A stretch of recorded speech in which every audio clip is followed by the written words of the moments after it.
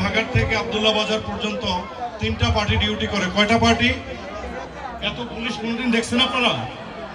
এবং ভবিষ্যতে আমাদের এই কার্যক্রম অব্যাহত থাকবে।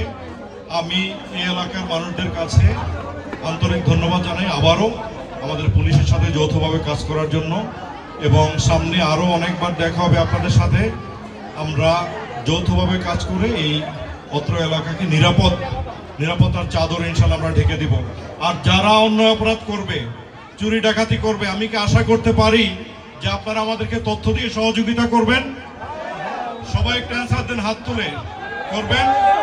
আমরা চুরি ডাকাতি এবং মাদক মুক্ত আব্দুল্লাহ বাজার চাই।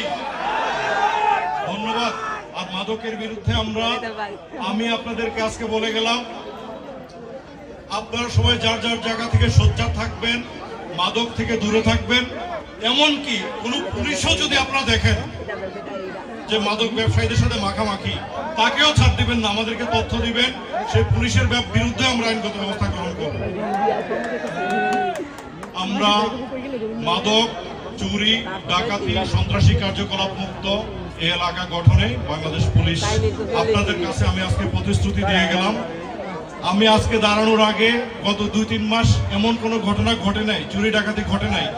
এই কারণে আমি মনে করেছি আপনাদের সামনে আমি হয়তো দাঁড়াতে পারি। আজ থেকে 3-4 মাস আগে যদি আমি দাঁড়াতাম, আপনারা মনে হয় আমাকে সবাই দুধধ্বনি দিতেন, বলতেন যে রাস্তায় ডাকাতি হয়, আপনি এসে এখানে বড় বড় কথা বলেন। আমি কি বড় বড়